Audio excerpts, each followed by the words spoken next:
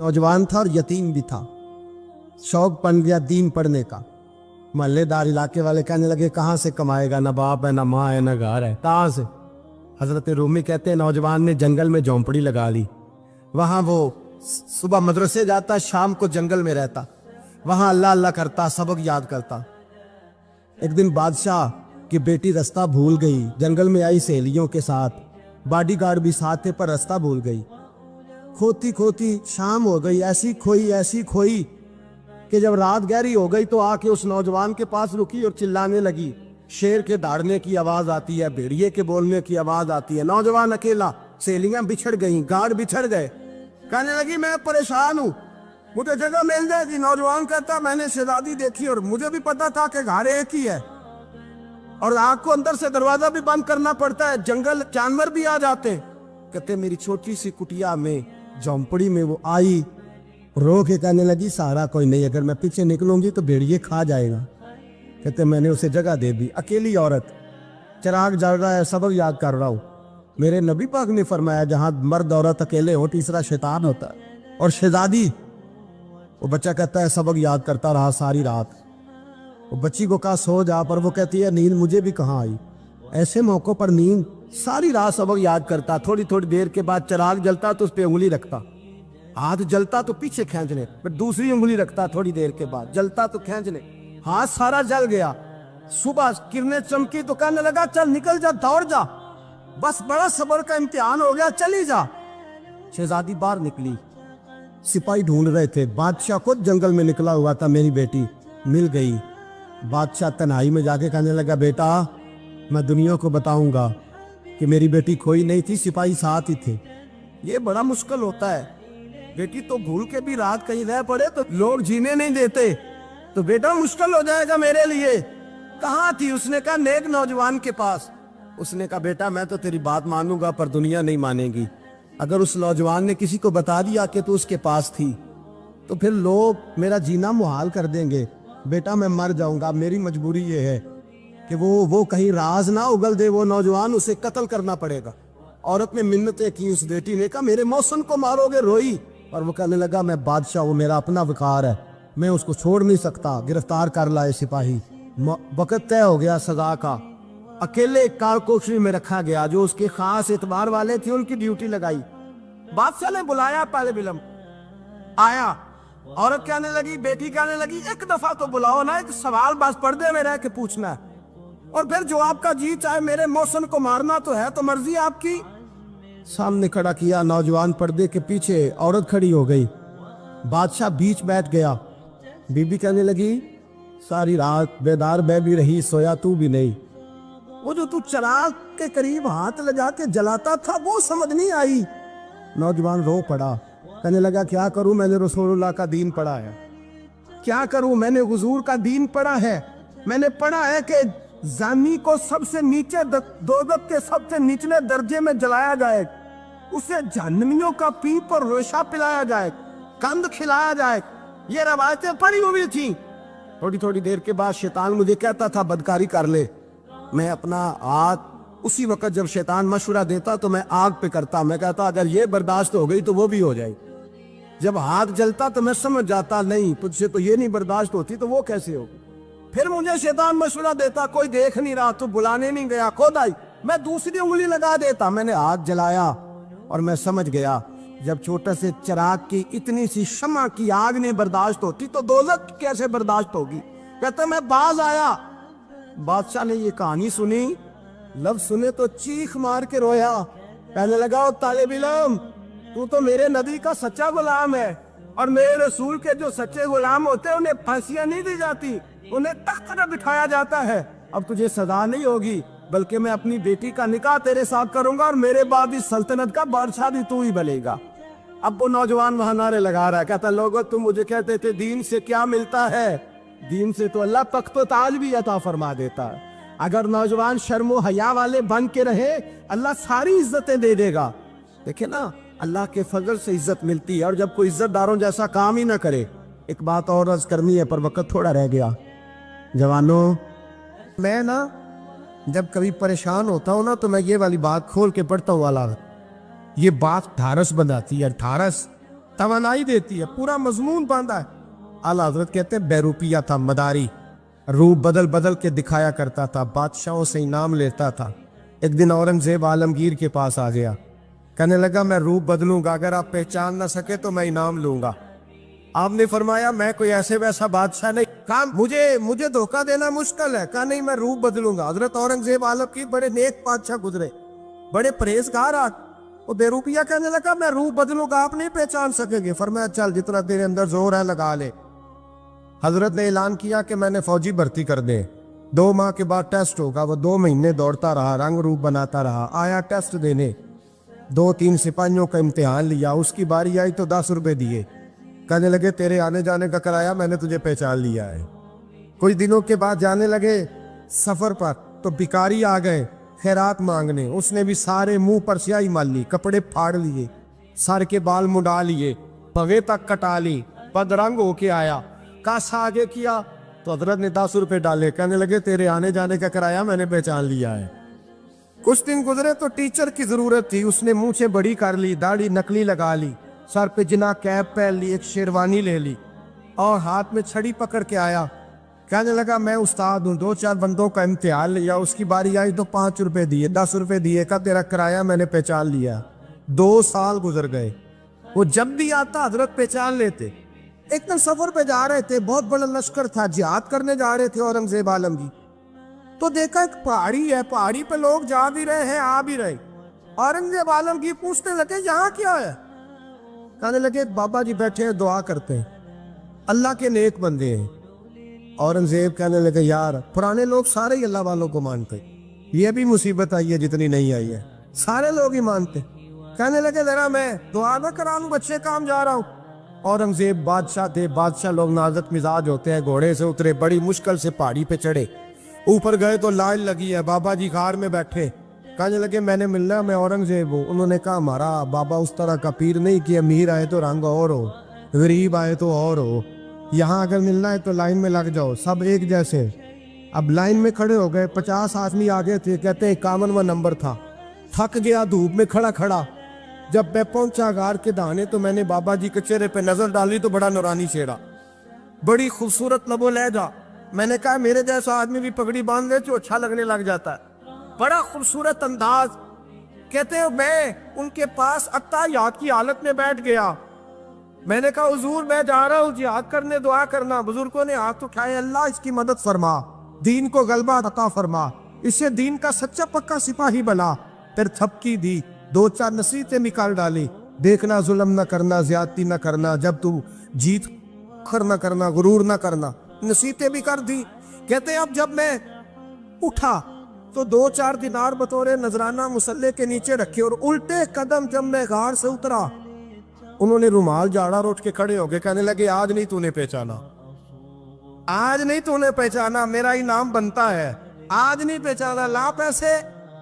औरंगजेब कहने लगा यार तूने हद कर दी, कहाँ चढ़ा कहाँ खड़ा रहा, धूप में थक गया, कमाल कर दी भाई तूने, बता तू क्या लेगा, अब तू देख जल्दी बता, वो कितने लोग पीछे धूप में खड़े हैं, लश्कर सारा खड़ा है, क्या लेगा। उसने कहा सबसे कीमती हीरे वो है जो तेरे सर के ताज में लगे हुए, मुझे तेरा ताज चाहिए। ओ भाइयों सुनना और याद रखना, मेरे आला हजरत कहते हैं बादशाह ने सर के ऊपर से ताज उतारा, बहरूपिये के कदमों में रखा और कहने लगे ये ले, और ये तो तेरा मांगने पर मैंने दिया है ना, मैं वापस आता हूं तो आना मैं अपनी मर्जी से भी तुझे दूंगा, तूने औरंगजेब जैसे बंदे को धोखा दिया, आना मैं उस वक्त भी दूंगा। वो देख बस बात खत्म हो गई, हद हो गई। देखकर कहते हैं जब मैं पलटा ना वापिस, बहरूपिये ने आवाज दी बादशाह ठहर जा, तो मैंने पलट के देखा तो कहने लगे ये अपना ताज ले जा, उठा और ले जा। मैंने कहा 2 साल बीत गए तुझे मेहनत करते, आज काबू आया तो ले जाओ। कहने लगा ले जा, मसला समझ में आ गया। मैंने कहा मुझे भी तो समझाना। कहते वो फूट फूट के रोया, उसकी आंखें बरस पड़ी, सैलाब की तरह आंसू बह निकले, तड़पा और रो के कहने लगा बादशाह मैंने झूठ मूठ रसूलुल्लाह की गुलामी इख्तियार की थी, झूठ मूठ की दाढ़ी, झूठ मूठ की पगड़ी, झूठ मूठ का फकर, मैंने झूठ मूठ नबी पाक का लिबास पहना है, तो तेरे जैसे बादशाहों के ताज मेरे कदमों में आ गए हैं। अगर मैं सचमुच रसूलुल्लाह का गुलाम बनूंगा तो अल्लाह क्या कुछ अता फरमाए, अल्लाह कितनी नेमतों से नवाजे। मेरे आला क्या फरमाते हैं, आला हज़रत फरमाते हैं फरिश्ते भी करते हैं ताज़ीम मेरी। कौन जी? अल्लाह। ऐसा अकीदा भी कम मिलेगा जो बरेली के इमाम का अकीदा है, ऐसा भी कम। कहते हैं फरिश्ते भी करते हैं ताज़ीम मेरी। क्यों? फरमाने लगे फिदा हो के उन पर ये इज्जत मिली। बगदाद के एक दरवेश आलिम थे, तो वो जब भी नमाज पढ़ाते ना तो किसी ताजर की 2 बीवियों के बारे में दुआ मांगते। तो जो है मेरी बात पर, नमाज पढ़ाते तो कहते अल्लाह उस ताजर की 2 बीवियों को अपनी खास रहमतें अता फरमा। एक दिन लोग उनके गिर्द इकट्ठे हो गए, कहने लगे बाबा जी बताएं तो सही वो बीवियां कौन थी जिनके लिए आप दुआ मांगते। तो फरमाने लगे मेरे शहर का एक ताजर था, बहुत बड़ा ताजर था, मालदार था पर बे औलाद था। उसे बगदाद से मुल्क के शाम जाना पड़ता था तिजारत करने, और कई कई महीने उसे शाम के मुल्क में रहना पड़ता था। उसने इस तरह किया कि वहां भी एक शादी कर ली। तो जो है ना मेरी बात पर, क्या कर लिया उसने? दूसरी शादी करना मर्द के लिए जायज़ है, तीसरी करना भी, चौथी करना भी भैया के वक्त, मगर अगर इंसाफ कर सके तो। अगर चारों में हम ना आधा मसला सुनते हैं और आधा ही बयान करते हैं, अगर इंसाफ ना कर सके फिर उसके लिए 4 जायज़, फिर वो एक ही रखेगा। तो अजीज दोस्त, दूसरा निकाह कर लिया, शादी हो गई। अब वो वहां कुछ ज्यादा वक्त गुजारने लगा, मालदार आदमी था, बीवी को मकान भी लेके दे दिया।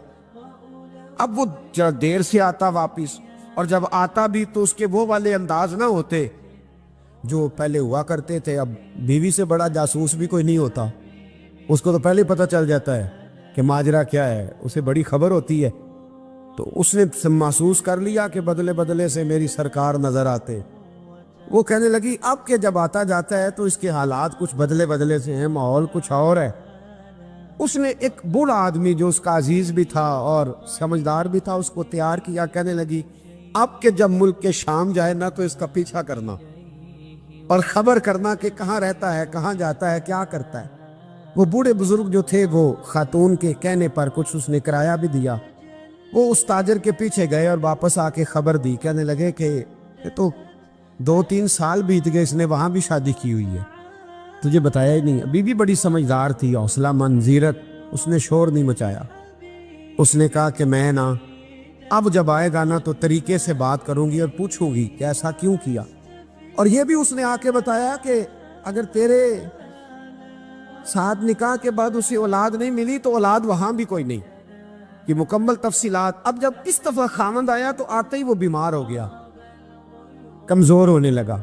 अब खातून ने मुनासिब नहीं समझा कि आते ही धड़ाम से मैं उसके सर पर ये बुत ये फोड़ दूं कि तूने निकाह किया हुआ है और मुझे बताया नहीं। वो जरा तसल्ली में रही, कुछ वो बीमार था, हौसला रखा, खिदमत करती रही। कुछ दिन गुजरे तो वो ताजर इंतकाल कर गया, फौत हो गया। अब राज खोल न सका, इद्दत गुजारी, और जब सारा माल जमा किया ना तो अशरफियों की बोरियां भर गई। सारा माल उस बीबी का, 4 बोरियों में अशरफियां, 4। यहां तो पेट का दोज़ख है, माज अल्लाह भरता ही नहीं। हाल मिन मजीद, हाल मिन मजीद। वो जो कहते थे ना कि बस बाहर चला जाऊं और बाहर मैं कुछ थोड़े से पैसे कमा के 2-3 साल में लौट आऊंगा, फिर यहाँ आके कोई कारोबार करूंगा, वो गए हैं तो वापिस नहीं आए। वो जो कहते थे ना बस मैंने इतना सा कारोबार करना है कि मकान बन जाए, उन्होंने 4 मकान भी बना लिए हैं, लेकिन ब्रेक हल में मजीद की दौड़ है। अब 4 बोरियां उस औरत ने छुपाए रखी। कोई बंदा नहीं जानता बगदाद में कि मुल्क के शाम में ताजर की दूसरी बीवी भी है। जब वो फारिग हुई तो उसने उस बूढ़े जासूस को फिर बुलाया और 2 बोरियां ऊंट पे रखी, खुद भी साथ बैठी और मुल्क के शाम गई। अल्लाह अकबर। वो बुजुर्ग कहते हैं मैं ऐसे नहीं दुआ करता। उसको जाके कहने लगी मैं अकेली वारिस नहीं हूं, आधे की वारिस तू भी है। मैं अकेली वारिस नहीं, ये तक़सीम विरासत है, आधी की वारिस तू भी है। तो रख अपने पैसे, मुझे पता है उसने निकाह किया था पर मुझे बताया नहीं था, तो रख अपने पैसे, मैं तुझे दे रही हूं, आधे तेरे हैं आधे मेरे हैं। उसने नजर उठाई तो रो पड़ी, कहने लगी नहीं अब ये सारे तेरे ही हैं, اگر تو اللہ سے ڈرتی ہے تو میں بھی رب سے ڈرتی ہوں، اگر تو مصطفیٰ کریم کا کلمہ پڑھتی ہے تو میں بھی اسی نبی کی ماننے والی ہوں۔ کہا بات کیا ہے، میرا کیوں ہے سارا؟ تو وہ خاتون کہنے لگی وہ 2 سال 3 سال سے میرے ساتھ نکاح تھا اور اس نے بتایا تھا مجھے کہ میری بیوی بھی ہے، اور میں غریب تھی تو میرے والدین کو بھی بتایا تھا کہ میری دوسری شادی ہے۔ یہ مکان اس نے مجھے لے کے دیا تھا، میرے تمام اخراجات وہ پورے کرتا تھا، نان و نفقہ کا خیال رکھتا تھا، لیکن اب کہ جب وہ آیا تو وہ بیمار تھا۔ اس نے مجھے بتایا کہ مجھے طبیب نے بتایا ہے کہ میں شدید بیمار ہوں، شاید بچ نہ سکوں۔ تو کہنے لگی وہ مجھے کئی لاکھ روپے بھی دے گیا اور جاتے دفعہ مجھے طلاق بھی دے گیا، فارغ کر گیا۔ کہنے لگا تو جہاں چاہے میرے بعد نکاح کر سکتی ہے، اور کہنے لگا میں چاہتا تھا پہلی بیوی کو بتا دوں، موقع نہیں بنا اور اس کا دل نہ ٹوٹے، بتا نہیں پایا، لہذا وہ مجھے ڈھیر سارے پیسے دے چکا ہے، سارا میرا حصہ مجھے پہلے سے دے چکا ہے۔ میری بہن اب یہ 4 بوریوں میں سے 2 میری نہیں بلکہ 4 کی 4 ہی تیری ہے، تو ہی اس کی حقدار ہے۔ تو بزرگ کہتے ہیں مجھے بتاؤ جن کے اندر اس قسم کے تقوی کی جھلک ہو ان کے لیے ہر نماز کے بعد دعا مانگنی چاہیے کہ نہیں مانگنی چاہیے؟ حضرت عمر کے زمانے میں ایک نوجوان تھا، نیک تھا، مسجد جایا کرتا تھا رات کو۔ تو مسجد جا رہا تھا تو رستے میں ایک عورت نے دعوت گناہ دی، ابن عساکر نے اس کو لکھا ہے۔ تو نوجوان تھا، خواہشات تھی، کچھ طبیعت مائل ہو گئی، ابھی ادھر جا ہی رہا تھا کہ کسی نے آیت پڑھ دی والی من خاف مقام ربی جنتان، جو رب کے سامنے کھڑے ہونے سے ڈرے گا اللہ 2 جنتیں دے گا۔ واقعی ڈر گیا، وہ واقعی ڈر گیا، اتنا ڈرا کہ بے ہوش ہو کے گر پڑا۔ بیماری سے لوگ بے ہوش ہوتے ہیں، پیسے ڈوب گئے بے ہوش ہوتے ہیں، بچے کے غم میں بے ہوش ہوتے ہیں۔ سچ بتاؤ کبھی خوف خدا سے بھی بے ہوش ہوتا کوئی دیکھا ہے؟ ہمارے ہاں تو روز مرہ ہی نہیں ہے بھائی، اور بڑی باتیں ہیں، بے ہوش ہونے کی، ڈرنے کی، غش کھانے کی۔ بے ہوش ہو کے گر پڑا، بوڑھے باپ کو کسی نے بتایا بچہ بے ہوش پڑا ہے، اٹھا کے گھر لائے، گھر لا کے کہا بیٹا کیا ہوا؟ نوجوان ہے، چڑھتی جوانی ہے پر پاکیزہ بڑی ہے۔ کہنے لگا ابا جی گناہ کی طرف چلا گیا تھا پر میں نے آیت سن لی جو اللہ کے سامنے کھڑے ہونے سے ڈرے گا رب 2 جنتیں دے گا، میں ڈر گیا تھا، رب واقعی 2 جنتیں دے گا۔ باپ رو پڑے، ابا جی کی آنکھوں میں آنسو آئے اور کہا پتر اللہ بڑا مہربان ہے، اس کے وعدے سچے ہیں، واقعی 2 جنتیں دے گا۔ اس نے پھر ایک چیخ ماری اور اس طرح کی ماری کہ اس کی روح ہی پرواز کر گئی، روح ہی پرواز کر۔ کشتگان خنجر تسلیم را، عشق کی خنجر سے قتل ہو گئے لوگ۔ صبح حضرت عمر کو پتا چلا کہ انہوں نے تو رات جنازہ بھی پڑھ دیا، تدفین بھی کر دی۔ جناب عمر فرمانے لگے اتنا نیک نوجوان خوف خدا سے دنیا سے چلا گیا، مجھے کیوں نہیں بلایا میں جنازہ پڑھتا؟ فاروق اعظم فرما رہے ہیں میرا شوق تھا میں اس کا جنازہ پڑھتا۔ کہ حضور